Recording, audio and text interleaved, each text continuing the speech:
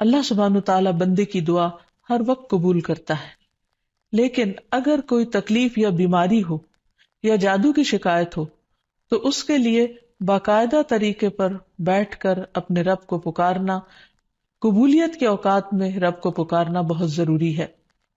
کیونکہ جتنی بڑی مشکل ہوتی ہے اس سے نجات کے لیے اتنی ہی بڑی ایفرٹ بھی لگانی پڑتی ہے۔ اس لیے ضروری ہے کہ اللہ تعالیٰ سے بہت اچھی طرح دعا کی جائے، گڑ گڑا کر، اور اس سے پہلے اللہ تعالیٰ کی حمد و ثنا اور تعریف کے کلمات کہنا نہ بھولیے۔ سبحان اللہ والحمد للہ ولا الہ الا اللہ واللہ اکبر ولا حول ولا قوة الا باللہ۔ سبحان اللہ، پاک ہے اللہ، اللہ ہی کی تسبیح ہے، والحمد للہ، اب سب تعریف اللہ کے لیے ہے، ولا الہ الا اللہ، اور نہیں کوئی الہ مگر اللہ، واللہ اکبر، اور اللہ سب سے بڑا ہے، ولا حول ولا قوة الا باللہ، اور کسی قسم کی نیکی کرنے کی طاقت اور گناہ سے بچنے کی طاقت نہیں انسان کے پاس مگر اللہ ہی کی مدد سے۔ اسی طرح کسی بھی تکلیف اور کسی بھی بیماری سے نجات صرف اللہ سبحانہ وتعالی کی مدد سے ہی ہو سکتی ہے۔ تو جہاں تک جادو کا تعلق ہے تو اس سلسلے میں یاد رکھیے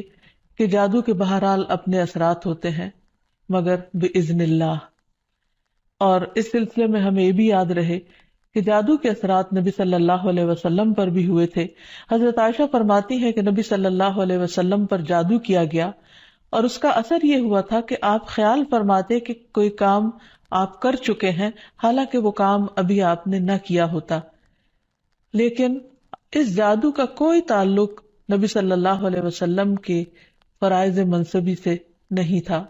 یعنی آپ کے اوپر باقاعدہ وحی آتی تھی، آپ لوگوں کو تعلیم دیتے تھے، آپ کی جتنی بھی ذمہ داریاں ہیں ان کو بہت آسان طریقے سے پورا کر رہے تھے۔ ہاں، بعض اوقات عام روزمرہ کے کاموں میں کچھ خلل واقع ہو جاتا۔ اسی طرح حضرت عائشہ رضی اللہ تعالی عنہا پر بھی جادو کیا گیا۔ اس سلسلے میں عمرہ جو ان کی شاگرد ہیں وہ کہتی ہیں کہ ایک مرتبہ حضرت عائشہ بیمار ہو گئی اور ان کی بیماری کا دورانیہ بہت لمبا ہو گیا، یعنی وہ ٹھیک نہیں ہو رہی تھی۔ اسی دوران مدینہ منورہ میں ایک طبیب آیا، یعنی علاج معالجہ کرنے والا، تو حضرت عائشہ کے بھتیجے ان کے پاس گئے اور انہوں نے حضرت عائشہ کا نام لیے بغیر ان کی ساری علامات بتائیں کہ وہ کس قسم کی تکلیف میں مبتلا ہیں، اور ان سے پوچھا کہ یہ کس قسم کی بیماری ہے۔ تو اس طبیب نے کہا کہ جس عورت کے بارے میں یہ علامات بتائی جا رہی ہیں ان پر کسی نے جادو کیا ہے۔ بہرحال تحقیق کرنے پر پتہ چلا کہ حضرت عائشہ کی ایک باندی تھی جس کے ساتھ انہوں نے یہ وعدہ کیا تھا کہ وہ ان کی وفات کے بعد آزاد ہوں گی، تو اس باندی نے آپ پر جادو کر دیا تاکہ حضرت عائشہ کی وفات جلد ہو جائے اور وہ آزاد ہو سکیں۔ بہرحال اس کے بعد حضرت عائشہ نے اس کو عربوں کے ایک مضبوط قبیلے کے ہاتھوں بیچ دیا اور اس کی قیمت کے بدلے ایک اور غلام کو آزاد کر دیا۔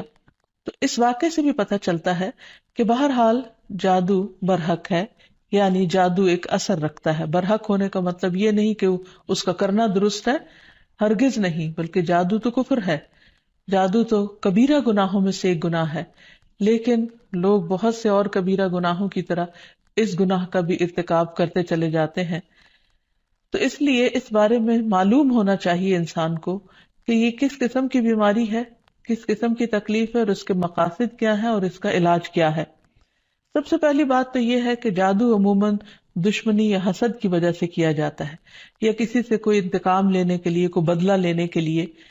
اور اس کا مقصد یہ ہوتا ہے کہ دوسرے کو تکلیف میں مبتلا کر دیا جائے۔ یہ بالکل ایسے ہی ہے جیسے لوگوں کو جسمانی طور پر تکلیف میں مبتلا کیا جاتا ہے کہ کسی کو کچھ مارا جائے ہاتھ سے یا کسی ڈنڈے سے تو جسم کو تکلیف ہوتی ہے، اسی طرح روح کو بھی تکلیف پہنچتی ہے، اور روح کی تکلیف کچھ الفاظ کے ذریعے ہوتی ہے۔ جیسے عام روزمرہ زندگی میں بھی جب کوئی ہماری تعریف کرتا ہے تو ہمیں اچھا لگتا ہے، اور جب کوئی ہمیں گالی گلوچ کرتا ہے تو ہمیں اس سے تکلیف پہنچتی ہے، اذیت پہنچتی ہے،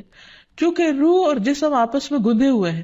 اس لیے اگر جسم کو کوئی تکلیف پہنچتی ہے تو وہ روح، اس کا اثر روح تک جاتا ہے۔ اسی طرح اگر روح پر کوئی چیز اثر انداز ہوتی ہے، کوئی کلام یا کچھ ایسے عملیات، تو اس کا اثر جسم تک بھی جاتا ہے، اور اس طرح انسان جادو کے اثر سے نہ صرف یہ کہ روحانی طور پر بلکہ بعض اوقات جسمانی طور پر بھی بیمار ہو سکتا ہے،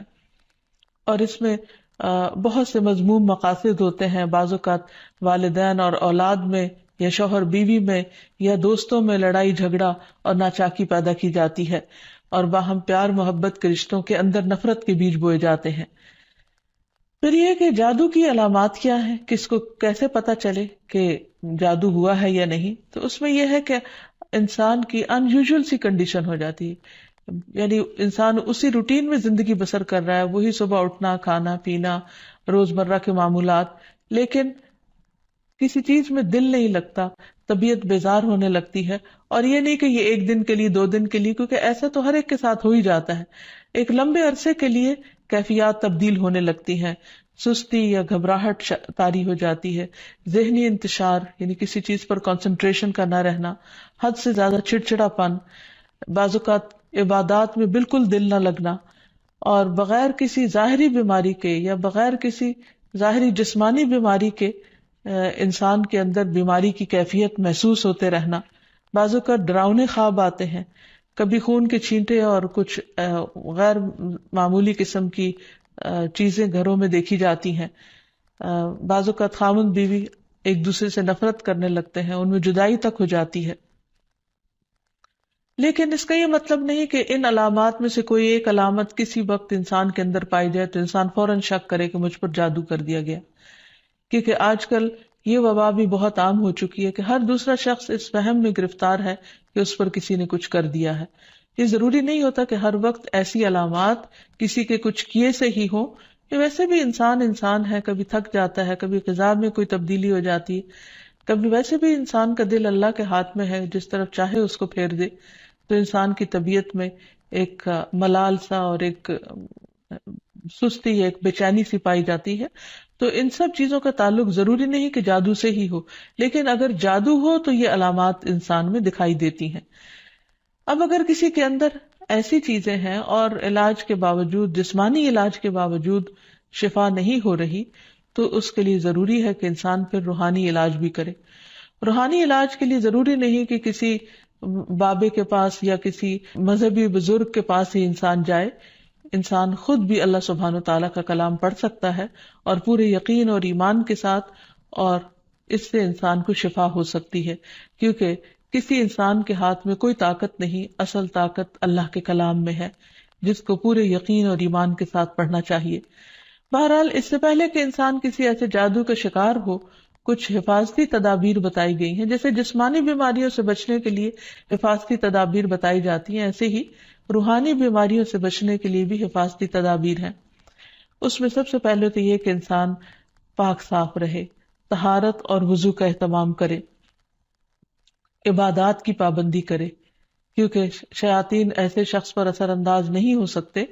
کہ جو اللہ سبحانہ تعالیٰ کے ساتھ مضبوط تعلق رکھتے ہیں. عبداللہ بیان کرتے ہیں کہ نبی صلی اللہ علیہ وسلم کے سامنے ایک شخص کا ذکر کیا گیا کہ وہ صبح تک پڑا سوتا رہا اور نماز کے لیے بھی نہیں اٹھا. تو آپ نے فرمایا شیطان نے اس کے کان میں پیشاب کر دیا، یعنی اپنی نجاست بھر دی. تو اس سے یہ پتہ چلتا ہے کہ ایسے لوگوں پر جو فرائض سے غفلت برتتے ہیں وہ زیادہ ایسی بیماریوں کا شکار ہوتے ہیں. اسی طرح عبادات کی پابندی بہت ضروری ہے، کیونکہ جب انسان اللہ تعالیٰ کے آگے جھکتا ہے، اللہ تعالیٰ کے ساتھ اس کا تعلق مضبوط ہوتا ہے، تو نہ تو وہ توہمات کا شکار ہوتا ہے اور نہ ہی وہ جادو اور مختلف چیزوں کا شکار ہوتا ہے، یعنی شیطانی اثرات اس پر کم سے کم ہوتے ہیں. اسی لیے نبی صلی اللہ علیہ وسلم کے سامنے جب ذکر کیا گیا کہ ایک شخص صبح تک پڑا سوتا رہا اور نماز کے لیے بھی نہیں اٹھا،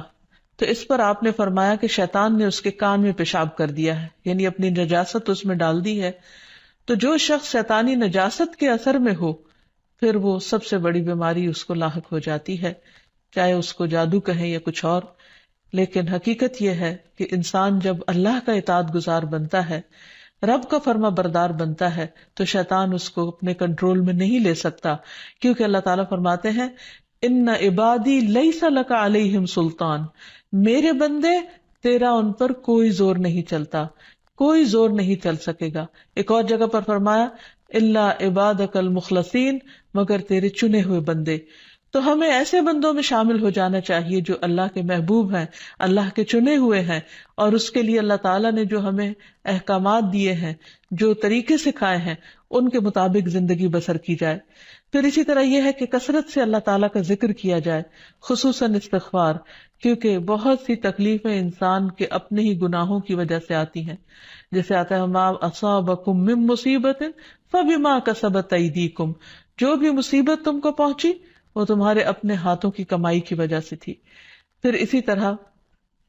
اپنے گھروں کو تصاویر اور مجسموں سے پاک کرنا چاہیے،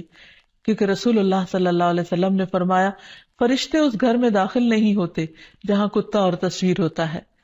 پھر حفاظتی تدابیر میں سے یہ بھی ہے کہ انسان اپنے کھانے پینے کی عادات کو درست کرے، اور اس میں خصوصاً نبی صلی اللہ علیہ وسلم نے صبح کے وقت اجوا کھجور کھانے کا حکم دیا۔ آپ نے فرمایا جو شخص صبح کے وقت 7 کھجوریں کھائے گا یعنی اجوا،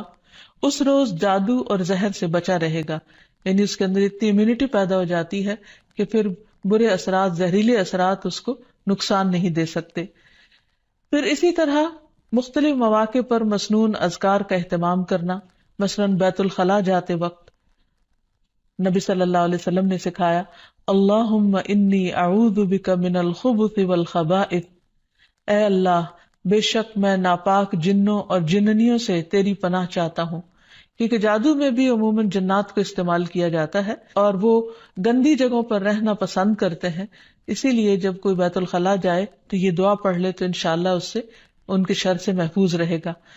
پھر اسی طرح آپ نے فرمایا جنوں کی آنکھوں اور بنی آدم کی شرم گاہوں کا پردہ یہ ہے کہ جب کوئی بیت الخلاء جائے تو بسم اللہ پڑھ لے تو کوئی بھی اس کو پھر دیکھ نہیں سکتا۔ پھر اسی طرح شوہر بیوی کے خاص تعلق میں بھی دعا سکھائی گئی، بسم اللہ اللہم جنبنا الشیطان وجنب الشیطان ما رزقتنا، اللہ کے نام کے ساتھ میں شروع کرتا ہوں، اے اللہ ہمیں شیطان سے بچا اور شیطان کو اس چیز سے دور رکھ جو اس کے نتیجے میں تو ہمیں عطا فرمائے۔ تو آپ نے فرمایا کہ اگر اس کے بعد میاں بیوی کو کوئی اولاد ملے گی تو شیطان اسے نقصان نہیں پہنچا سکتا۔ اسی طرح تحلیل پڑھنا، لا الہ الا اللہ وحدہ لا شریک لہ لہ الملک ولہ الحمد وہو علی کل شیء قدیر، کہ اللہ کے سوا کوئی معبود نہیں، تنہا ہے، اس کا کوئی شریک نہیں، اسی کے لیے بادشاہی ہے اور اسی کے لیے تعریفیں ہیں اور وہ ہر چیز پر قدرت رکھنے والا ہے۔ دن میں جو شخص 100 دفعہ اس کو پڑھے گا اس کے لیے 10 غلاموں کو آزاد کرنے کا ثواب ہے، 100 نیکیاں لکھی جائیں گی، 100 برائیاں مٹائی جائیں گی، اور خصوصاً اس دن وہ شام تک شیطان کے شر سے محفوظ رہے گا، اور کوئی شخص اس دن اس سے بہتر عمل کرنے والا نہیں سمجھا جائے گا سوائے اس کے جو اس سے زیادہ اس کو پڑھے۔ پھر اسی طرح انسان ہر معاملے میں جہاں بھی انسان کو مشکل ہو اللہ تعالیٰ کی پناہ میں اپنے آپ کو دے۔ تو خلاصہ کلام یہ ہے کہ انسان اپنے آپ کو مختلف طرح کے توہمات سے بھی بچائے اور ہر چھوٹی بڑی بات کو جادو قرار نہ دے، یا کسی کام کو کرنے کا ارادہ نہ ہو تو یہ سوچے کہ مجھ پر جادو کر دیا گیا ہے اس لیے میں اس کام کو نہیں کر سکتا، تو یہ دراصل شیطانی وسوسے ہوتے ہیں، اس لیے ان سے بچنا بھی ضروری ہے۔ بہرحال اگر ایسے وسوسے ہوں یا حقیقت میں کوئی بیماری ہو تو اس کا علاج بھی بتایا گیا ہے، کیونکہ کوئی بیماری ایسی نہیں کہ جو قابل علاج نہ ہو۔ رسول اللہ صلی اللہ علیہ وسلم نے فرمایا ہر بیماری کے لیے دوا ہے، جب کسی مریض کو صحیح طریقے پر بیماری کی دوا پہنچتی ہے تو وہ اللہ تعالیٰ کے حکم سے درست ہو جاتا ہے۔ اسی طرح جادو بھی ایک بیماری ہے اور اس بیماری کا علاج بھی قرآن و سنت میں موجود ہے۔ اس کے لیے سب سے پہلے تو یہ پتہ لگانے کی ضرورت ہے کہ کیا واقعی جادو ہے بھی یا نہیں، اور اس میں ہم دیکھتے ہیں کہ نبی صلی اللہ علیہ وسلم کو خواب کے ذریعے دکھایا گیا تھا کہ ان پر جو جادو کیا گیا ہے وہ کہاں پر دبایا گیا ہے، تو آپ نے اس کو نکلوایا تھا۔ لیکن ضروری نہیں کہ ہم میں سے ہر ایک کو یہ پتہ چل سکے کہ جادو ہے کہاں، اول تو ہو سکتا ہو ہی نہ، صرف توہم ہی ہو، ایک خیال ہی ہو کسی کا، کیونکہ بعض چیزیں انسان جب بار بار سوچتا ہے تو وہ اس کو حقیقت معلوم ہونے لگتی ہے۔ لیکن اگر انسان کو کوئی ایسا خواب آ جائے تو ٹھیک ہے، اور اگر نہیں بھی آتا تو انسان اللہ سبحانہ وتعالیٰ کا ذکر کرتا رہے اور اس کے ذریعے علاج کرے۔ اس میں خاص طور پر شرعی دم جسے رقیہ شرعیہ کہا جاتا ہے، آج کل مختلف قراء کی آواز میں قرآن مجید کی سلیکٹڈ آیات ریکارڈ کر دی گئی ہیں، مریض اس کو بار بار سنتا رہے تو انشاءاللہ اس کا توڑ ہو جائے گا۔ پھر اسی طرح اللہ تعالیٰ کی کتاب سے علاج، کیونکہ قرآن مجید میں آتا ہے وَنُنَزِّلُ مِنَ الْقُرْآنِ مَا هُوَ شِفَاءٌ وَرَحْمَةٌ لِّلْمُؤْمِنِينَ، اور ہم قرآن کے ذریعے سے وہ چیز نازل کرتے ہیں جو مومنوں کے لیے شفا اور رحمت ہے۔ تو قرآن مجید میں جیسے سب سے پہلے سورۃ الفاتحہ پڑھنا، کیونکہ اس کے اندر اللہ تعالیٰ سے مدد مانگی جاتی ہے، ایاک نعبد و ایاک نستعین، صرف تیری ہم عبادت کرتے ہیں اور صرف تجھی سے ہم مدد چاہتے ہیں کہ یا اللہ تو ہماری اس بیماری اور تکلیف کو دور فرما دے۔ پھر اسی طرح آیت الکرسی،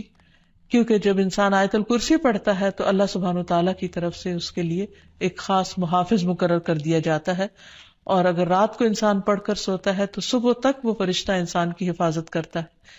پھر اسی طرح سورۃ البقرہ کا پڑھنا، رسول اللہ صلی اللہ علیہ وسلم نے فرمایا سورۃ البقرہ پڑھا کرو، کیونکہ اس کا پڑھنا باعث برکت ہے، اسے چھوڑنا باعث حسرت ہے، اور اس کے پڑھنے والے پر جادوگر قدرت نہیں پا سکتے۔ یعنی جو شخص قرآن پڑھتا ہے، خصوصاً سورۃ البقرہ پڑھتا رہتا ہے، تو کسی کا جادو اس شخص پر اثر نہیں کرتا۔ پھر اسی طرح معوذات پڑھنا، رسول اللہ صلی اللہ علیہ وسلم نے فرمایا صبح اور شام 3 بار معوذات کہہ لو تو یہ تمہاری ہر چیز سے کفایت کریں گی، یعنی سورۃ الاخلاص، قل اعوذ برب الفلق اور قل اعوذ برب الناس۔ اس کے علاوہ بھی مریض قرآن مجید کی تلاوت کثرت کے ساتھ کرتا رہے، اور پھر اگر ہو سکے تو بیری کے پتوں کو پانی میں ملا کر اس پانی سے غسل کر لے، اس کو بھی ایک مؤثر علاج کے طور پر بتایا گیا ہے۔ لیکن اس کے ساتھ ساتھ انسان غیر شرعی طریقوں سے مکمل طور پر پرہیز کرے، کیونکہ اس سے انسان کے ایمان اور عقیدے میں خلل واقع ہو جاتا ہے۔ رسول اللہ صلی اللہ علیہ وسلم نے فرمایا جس نے حرام چیز کے ساتھ علاج کیا اللہ تعالیٰ اس کے لیے اس میں شفا نہیں بنائے گا، یعنی اس کو پھر فائدہ نہیں ہوگا۔ پھر اسی طرح جادو کا علاج جادو سے نہیں کرنا چاہیے، یعنی اگر انسان کو کبھی ایسا وہم ہو تو جادوگروں کے پاس نہ جائے، یا ایسے طریقے اختیار نہ کرے کہ جس سے جو ہمارے دین میں نہیں یا ہماری شریعت کے خلاف جاتے ہیں۔ رسول اللہ صلی اللہ علیہ وسلم نے فرمایا جو جادو کرے یا جادو کروائے یا جو کسی کاہن کے پاس آئے اور اس کی بات کی تصدیق کرے تو اس نے اس چیز کا انکار کیا جو محمد صلی اللہ علیہ وسلم پر نازل ہوئی۔ اسی لیے غیر شرعی جھاڑ پھونک سے مکمل اجتناب کرنا چاہیے۔ نبی صلی اللہ علیہ وسلم سے نشرہ کے بارے میں دریافت کیا گیا تو آپ نے فرمایا یہ شیطانی عمل ہے۔ اور نشرہ کیا ہوتا ہے؟ جن یا جادو اتارنے کے لیے شرکیہ یا جاہلانہ منتر پڑھنا اور یا پڑھوانا۔ تو ایسے الفاظ جس کا بعض اوقات معنی معلوم نہیں ہوتا اور یہ بھی نہیں پتا ہوتا کہ اللہ تعالیٰ کو پکارا جا رہا ہے یا کسی جن یا کسی اور شیطان کو پکارا جا رہا ہے اور اس سے مدد لی جا رہی ہے، تو اس لیے کسی بھی ایسے کلام کو پڑھنا یا کسی سے پڑھوانا درست نہیں۔ پھر اسی طرح کاہنوں اور نجومیوں کے پاس جانے سے منع کیا گیا۔ نبی صلی اللہ علیہ وسلم نے فرمایا جس نے کسی نجومی کے پاس جا کر اس سے کسی چیز کے بارے میں سوال کیا تو اس کی 40 رات کی نمازیں قبول نہیں ہوگی، یعنی اس نے اپنے دین کی بربادی کر لی۔ تو اس لیے کسی کے پاس جانے کی بجائے خود انسان زیادہ سے زیادہ قرآن مجید پڑھے، اور اگر وہ پڑھا ہوا نہیں تو آج ہر طرف بہت سی کیسٹس اور CDs اور ایسی چیزیں ملتی ہیں کہ جس سے انسان قرآن مجید کی تلاوت مسلسل سن سکتا ہے۔ ہو سکے تو مکمل قرآن مجید ایک ہفتے میں سن کر اپنے بیماری کا علاج کیا جائے۔ پھر اسی طرح یہ ہے کہ باقی دعائیں بھی جو جادو کے توڑ کی بتائی گئی ہیں ان کو پڑھتے رہنا انسان کو فائدہ دیتا ہے، جس میں خاص طور پر اور آخر میں یہ 2 خاص دعائیں جو نبی صلی اللہ علیہ وسلم نے جنات اور جادو کے شر سے بچنے کے لیے سکھائی ہیں، ان کو بار بار پڑھتا رہے، صبح و شام پڑھتا رہے حتیٰ کہ افاقہ ہو جائے۔ پہلی دعا ہے اعوذ بکلمات اللہ التامات التی لا یجاوزہن بر ولا فاجر من شر ما خلق وذرأ وبرأ ومن شر ما ينزل من السماء ومن شر ما يعرج فيها ومن شر ما ذرأ في الأرض ومن شر ما يخرج منها ومن شر فتن الليل والنهار ومن شر كل طارق إلا طارقا يطرق بخير يا رحمن۔ میں اللہ کے کامل کلمات کے ساتھ پناہ چاہتا ہوں جن سے آگے نہ تو کوئی نیک اور نہ ہی کوئی برا شخص بڑھ سکتا ہے، ہر اس چیز کے شر سے جس کو اس نے بنایا، پیدا کیا اور پھیلایا، اور ہر اس چیز کے شر سے جو آسمان سے اترتی ہے، اور ہر اس چیز کے شر سے جو اس میں چڑھتی ہے، اور ہر اس چیز کے شر سے جسے اس نے زمین میں پیدا کیا، اور اس چیز کے شر سے جو اس سے نکلتا ہے، اور رات اور دن کے فتنوں کے شر سے، اور رات کو آنے والے کے شر سے، سوائے اس کے جو خیر کے ساتھ آئے، اے رحم فرمانے والے۔ تو یہ دعا اور ایک اور دعا جو شدید جنات کے حملے سے بچانے والی دعا ہے، جس کے بارے میں کعب الاحبار کہتے ہیں کہ اگر میں یہ چند کلمات نہ پڑھتا تو یہود مجھے گدھا بنا دیتے۔ لوگوں نے پوچھا وہ کلمات کیا ہیں؟ تو کعب نے کہا اعوذ بوجہ اللہ العظیم الذی لیس شیء اعظم منہ وبکلمات اللہ التامات التی لا یجاوزہن بر ولا فاجر وباسماء اللہ الحسنى كلها ما علمت منها وما لم اعلم من شر ما خلق وبرأ وذرأ۔ میں اللہ کے عظیم چہرے کی پناہ مانگتا ہوں جس سے عظیم کوئی اور چیز نہیں، اور اس کے مکمل کلمات کے ساتھ پناہ چاہتا ہوں جن سے آگے نیک یا بد نہیں بڑھ سکتا، اور اس اللہ کے تمام اسماء حسنہ کے ساتھ پناہ چاہتا ہوں جن کو میں جانتا ہوں اور جن کو میں نہیں جانتا، ہر اس چیز کے شر سے جس کو اس نے بنایا، پیدا کیا اور پھیلایا۔ پھر یہ بھی یاد رہے کہ شیطان انسان پر مختلف طریقے سے حملے کرتا ہے، مثلا اللہ تعالیٰ کے بارے میں شک پیدا کرنا۔ رسول اللہ صلی اللہ علیہ وسلم نے فرمایا تم میں سے کسی کے پاس شیطان آتا ہے اور تمہارے دل میں پہلے تو یہ سوال پیدا کرتا ہے کہ فلاں چیز کس نے پیدا کی، فلاں چیز کس نے پیدا کی، یہاں تک کہ آخر میں اس بات تک پہنچا دیتا ہے، کہتا ہے کہ خود تمہارے رب کو کس نے پیدا کیا۔ جب کسی شخص کو ایسا وسوسہ ڈالے تو اللہ سے پناہ مانگنی چاہیے اور اس شیطانی خیال کو چھوڑ دینا چاہیے۔ پھر اسی طرح شیطان انسان کو اللہ تعالیٰ کی اطاعت سے روکتا ہے۔ اس نے پہلے ہی دن یہ کہا تھا قال فبما اغویتنی لاقعدن لهم صراطک المستقیم، کہ ابلیس نے کہا کہ تو نے مجھے گمراہی میں مبتلا کیا، نعوذ باللہ، وہ اللہ تعالیٰ کو بلیم کر رہا ہے، تو اب میں بھی تیری سیدھی راہ پر گھات لگا کر بیٹھوں گا۔ پھر انسانوں کے آگے سے، پیچھے سے، دائیں سے، بائیں سے، غرض ہر طرف سے ان کو گھیروں گا، اور تو ان میں سے اکثریت کو شکر گزار نہ پائے گا۔ اور ایک حقیقت ہے کہ بہت کم لوگ ایسے ہیں جو خود کو ملنے والی نعمتوں پر شکر گزار ہوں اور خوش ہوں۔ بہت سے لوگ تو بندوں سے اور اللہ تعالیٰ سے شکوہ ہی کرتے چلے جاتے ہیں اور جو کچھ ملا ہے اس کو نہیں دیکھتے۔ پھر اسی طرح شیطان کے کاموں میں سے کام یہ ہے کہ وہ لوگوں کے دلوں میں فتنے پیدا کرتا ہے، لوگوں کے درمیان جھگڑے اور فساد پیدا کرتا ہے، خصوصاً میاں بیوی کے درمیان۔ اس سلسلے میں حدیث میں آتا ہے کہ شیطان کے لشکر جب لوگوں میں فتنہ ڈالنے جاتے ہیں تو ان میں سے ایک آتا ہے اور کہتا ہے کہ میں نے اس طرح کیا اور اس طرح کیا،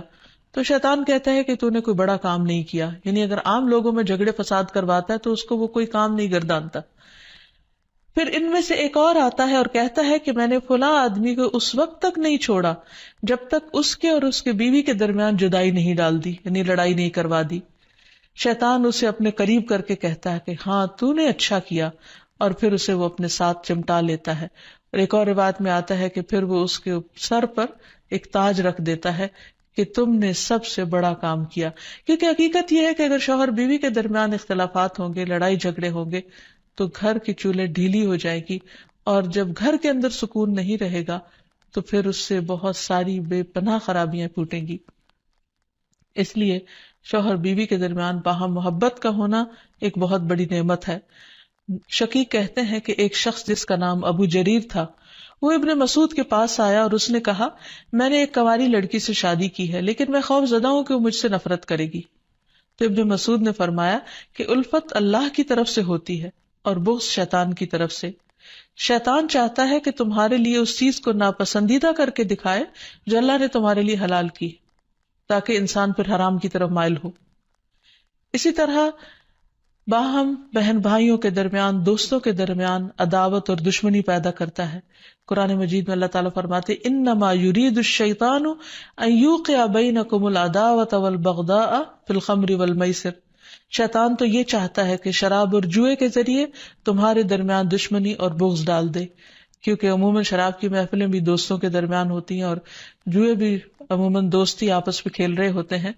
تو ان میں ایک دوسرے کے ساتھ پھر جو زیادتیاں ہوتی ہیں ناسمجھی کی وجہ سے یا شراب کے نشے کی وجہ سے، تو اس میں بعض اوقات مدتوں پرانے تعلقات ختم ہو کر رہ جاتے ہیں. تو یہ بھی شیطانی وار ہوتے ہیں. پھر شیطان کا ایک بہت بڑا ہتھیار جو ہر ایک پر چل جاتا ہے وہ ہے غصہ کرنا، کیونکہ غصہ شیطان کی طرف سے ہوتا ہے اور وہ انسانوں کو جلد مشتعل کروا دیتا ہے. پھر اسی طرح اللہ کا ذکر بھلوا دینا. قرآن مجید میں آتا ہے استحوذ علیہم الشیطان فانساہم ذکر اللہ اولئک حزب الشیطان الا ان حزب الشیطان هم الخاسرون. شیطان ان پر غالب آ گیا سو اس نے انہیں اللہ کی یاد بھلا دی، یہ لوگ شیطان کا گروہ ہیں، سن لو یقیناً شیطان کا گروہ ہی وہ لوگ ہیں جو خسارہ اٹھانے والے ہیں. پھر اسی طرح شیطان کا ایک بہت بڑا وار نماز میں وسوسے ڈالنا ہے. اکثر لوگ نماز کے اندر بھول جاتے ہیں اور نماز کے وسوسوں کی شکایت کرتے ہیں اور نماز میں خشوع و خضوع کو سب سے مشکل کام گردانتے ہیں. حقیقت یہ ہے کہ نماز میں خشوع و خضوع اور کنسنٹریشن انسان کو جنت الفردوس کا مستحق بناتا ہے، لیکن جب انسان کی نماز خشوع و خضوع سے خالی ہوتی ہے، یعنی اس میں کنسنٹریشن نہیں ہوتی، تو انسان کو یوں محسوس ہوتا ہے جیسے اس نے نماز پڑھی ہی نہ ہو. اور جب سب سے پہلا فریضہ ہی انسان کا ڈھیلا پڑ جاتا ہے یا صحیح طور پر ادا نہیں ہوتا، تو ایسی صورت میں انسان کے دل میں کبھی بھی پھر اطمینان اور سکون نہیں آتا. تو بہرحال رسول اللہ صلی اللہ علیہ وسلم نے فرمایا کہ جب نماز کے لیے اذان دی جاتی ہے تو شیطان ہوا خارج کرتا ہے اور بڑی تیزی کے ساتھ پیٹ موڑ کر bھاگتا ہے تاکہ اذان کی آواز نہ سن سکے، اور جب اذان ختم ہو جاتی ہے تو پھر واپس آ جاتا ہے، لیکن جو ہی تکبیر شروع ہوتی ہے پھر پیٹ موڑ کر بھاگ جاتا ہے. جب تکبیر بھی ختم ہو جاتی ہے تو شیطان دوبارہ آ جاتا ہے اور نمازی کے دل میں وسوسے ڈالتا ہے اور کہتا ہے فلاں بات یاد کرو، فلاں بات یاد کرو. ان باتوں کی شیطان یاد دہانی کراتا ہے جن کا اسے کبھی خیال نہ گزرا تھا. اس طرح انسان کو محو کرتا ہے ان خیالات میں، یہاں تک کہ انسان کو یہ بھی یاد نہیں رہتا کہ اس نے کتنی رکعتیں پڑھی تھی، یعنی اس کو رکعتوں کی تعداد تک بھول جاتی ہے. پھر نماز کے اندر ادھر ادھر اس کو بھٹکاتا رہتا ہے اور کبھی اس کی نگاہ ادھر ادھر اٹھ جاتی ہے، ذرا سے شور پر انسان کی توجہ نماز سے ہٹ جاتی ہے، اور بعض اوقات انسان پوری کی پوری نماز پڑھ جاتا ہے لیکن اس میں اللہ کی یاد نام کی کوئی چیز نہیں ہوتی، کیونکہ اللہ کی یاد سب سے پہلے انسان کے دل میں ہوتی، اور اگر دل میں ہی اللہ کی یاد نہیں تو زبان سے محض پڑھا ہوا یاد نہیں کہلا سکتا. پھر اسی طرح شیطان انسان سے برائی اور بے حیائی کے کام کرواتا ہے. قرآن مجید میں اللہ تعالیٰ فرماتے ہیں کہ انما یأمرکم بالسوء والفحشاء وان تقولوا علی اللہ ما لا تعلمون، کہ وہ تمہارا کھلا دشمن ہے، وہ تمہیں برائی اور بے حیائی کا حکم دے گا، نیز اس بات کا کہ تم اللہ کے ذمے ایسی باتیں لگا دو جن کا تمہیں خود علم نہیں، یعنی ایسی باتیں اللہ تعالیٰ کے بارے میں کہو جو لا علمی پر مبنی ہو. بہت سے لوگ اللہ کے بارے میں یا اللہ تعالیٰ کے احکامات کے بارے میں جھگڑتے ہیں بغیر یہ جانے کہ اللہ تعالیٰ نے کسی بات کا حکم کیوں دیا ہے. پھر اسی طرح شیطان کا ایک حربہ ہے انسان کا لباس اتروانا، کیونکہ جنت کا لباس اتروایا تھا آدم اور حوا سے شیطان نے ان کو بہکا کر، اور دنیا میں بھی وہ یہی چاہتا ہے کہ انسان بے حیائی اور فحاشی کی طرف مائل ہو. پھر اسی طرح انسان کے برے اعمال کو شیطان مزین کرتا ہے. جب انسان کو غلط کام کرتا ہے اور اس پر اس کو شرمندگی نہیں ہوتی، اس پر اس کو کوئی ریگریٹس نہیں ہوتے، تو یہ دراصل شیطان کا حربہ ہوتا ہے جو اس پر چل چکا ہوتا ہے. پھر اسی طرح انسان کو اذیت بھی پہنچاتا ہے، جیسے ایوب علیہ السلام کو جو بیماری تھی اس میں وہ کہتے ہیں کہ وَاذْكُرْ عَبْدَنَا ایوب اذ نادى رَبَّهُ انی مسنی الشیطان بنصب وعذاب، اور ہمارے بندے ایوب کا ذکر کیجئے جب انہوں نے اپنے پروردگار کو پکارا کہ شیطان نے مجھے سخت تکلیف اور عذاب میں ڈال دیا ہے. یعنی انسان جب بیمار ہوتا ہے تو اس وقت خصوصاً اس کو مایوس کرتا ہے، اللہ کی رحمت سے مایوس کرتا ہے، اور بعض اوقات اس کے دل میں ایسی ایسی باتیں ڈالتا ہے کہ جسمانی بیماری سے زیادہ انسان روحانی تکلیف میں مبتلا ہو جاتا ہے. اسی طرح بعض جسمانی بیماریاں بھی شیطان کی وجہ سے ہوتی ہیں. آپ صلی اللہ علیہ وسلم نے فرمایا طاعون تمہارے دشمن جنوں کی طرف سے ایک چوکا ہے اور وہ تمہارے لیے شہادت ہے، یعنی وہ آتا شیطان کی طرف سے ہے لیکن تمہارے حق میں فائدہ مند ہو جاتا ہے. اور شیطان کی یہ دشمنی انسان کے ساتھ، انسان کی پیدائش کے ساتھ ہی شروع ہو جاتی ہے، جیسا کہ ہم دیکھتے ہیں کہ نبی صلی اللہ علیہ وسلم نے فرمایا کہ جب بنی آدم پیدا ہوتا ہے تو پیدائش کے وقت شیطان اسے چھوتا ہے اور بچہ شیطان کے چھونے سے زور سے چیختا ہے، سوائے مریم اور ان کے بیٹے عیسیٰ علیہ السلام کے۔ اس کی وجہ مریم علیہ السلام کی والدہ کی دعا ہے کہ انی اعیذھا بک وذریتھا من الشیطان الرجیم، کہ میں اسے اور اس کی اولاد کو شیطان رجیم سے تیری پناہ میں دیتی ہوں۔ اور پھر شیطان تو اپنے کام کرتا ہے، لیکن انسان کو اس کے حملوں سے بچنے کی تدابیر اختیار کرنی چاہیے، جو قرآن و سنت میں ہمیں بہت اچھی طرح بتا دی گئی ہیں۔ سب سے پہلی بات تو یہ ہے کہ اللہ سبحانہ وتعالیٰ پر بھرپور ایمان اور توکل ہونا چاہیے، کیونکہ اللہ تعالیٰ کا وعدہ ہے کہ جو لوگ ایمان لائیں گے اور اپنے رب پر توکل کریں گے، شیطان ان کا کچھ بھی نہیں بگاڑ سکے گا۔ انما لیس لہ سلطان علی الذین آمنوا وعلی ربہم یتوکلون۔ پھر اسی طرح اللہ تعالیٰ کے لیے اخلاص برتنا، ہر کام صرف اللہ کے لیے کرنا، اپنے آپ کو شرک سے بچانا۔ تو جو شخص ایسا طریقہ اختیار کرے گا، شیطان کا اس پر بھی زور نہیں چلے گا۔ پھر ہر معاملے میں قرآن و سنت کی پیروی کرنا، پھر دن کا آغاز اور اختتام اللہ کے ذکر سے کرنا، اللہ کی یاد سے کرنا، اللہ کی فرما برداری کے کاموں سے کرنا۔ پھر اسی طرح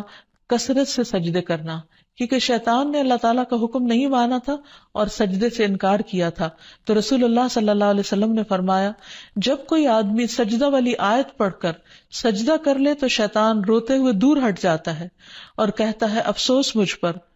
آدمی کو سجدے کا حکم ملا تو اس نے سجدہ کر لیا، اس کے لیے جنت ہے، اور مجھے بھی سجدے کا حکم ملا لیکن میں نے انکار کر دیا اور میرے لیے جہنم ہے۔ تو اس لیے شیطان کی مخالفت اگر انسان کرنا چاہے تو اس کے لیے سجدوں کی کثرت کر دے اور خصوصاً فرض نماز کی پابندی کرے، تو انشاءاللہ شیطان کا زور نہیں چلے گا۔ پھر اسی طرح گھر کو شیطانی چیزوں سے پاک کرنا، پھر فضول خرچی سے بچنا، کیونکہ فضول خرچ شیطان کے بھائی ہوتے ہیں، نگاہوں کی حفاظت کرنا، کیونکہ نبی صلی اللہ علیہ وسلم نے فرمایا کہ وہ ابلیس کے تیروں میں سے ایک تیر ہے۔ پھر اسی طرح اکٹھے رہنا، مسلمانوں کی جماعت کے ساتھ جڑے رہنا۔ رسول اللہ صلی اللہ علیہ وسلم نے فرمایا کہ جماعت پر اللہ کا ہاتھ ہے اور شیطان اس کے ساتھ ہے جو جماعت سے علیحدہ ہو اور وہ اس کو پاؤں مار کر ہانکتا ہے، یعنی جو شخص اچھے لوگوں کے ساتھ ملتا جلتا نہیں، ان کی مجلس میں نہیں بیٹھتا، ایک دوسرے کو وتواصوا بالحق وتواصوا بالصبر نہیں کرتا، وہ پھر شیطان کے وسوسوں اور چالوں کا شکار ہو جاتا ہے۔ اور آخر میں دعائیں، اللہ سبحانہ وتعالیٰ نے ہمیں قرآن مجید میں بھی دعائیں سکھائی ہیں اور نبی صلی اللہ علیہ وسلم نے بھی۔ اس میں سے پہلی دعا ہے رب اعوذ بک من ہمزات الشیاطین واعوذ بک رب ان یحضرون، اے میرے رب میں شیطان کی اکساہٹوں سے تیری پناہ مانگتا ہوں اور اس بات سے بھی تیری پناہ مانگتا ہوں کہ وہ میرے پاس آئیں۔ پھر تعوذ پڑھنا، یعنی اعوذ باللہ من الشیطان الرجیم من ہمزہ ونفخہ ونفثہ، میں اللہ کی پناہ چاہتا ہوں شیطان مردود سے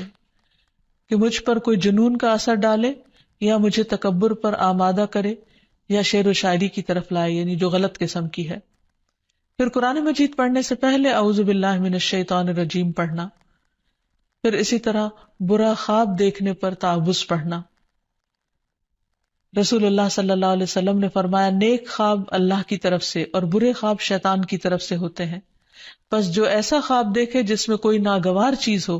تو بائیں طرف تھوک دے اور شیطان سے اللہ کی پناہ مانگے، ایسا کرنے سے وہ خواب اس کو کوئی نقصان نہیں دے گا اور کسی کو یہ خواب نہ بتایا جائے۔ پھر اسی طرح صبح و شام کی دعائیں پڑھے جس میں خصوصی طور پر شیطان کے شر اور شرک سے بچنے کی دعا ہے،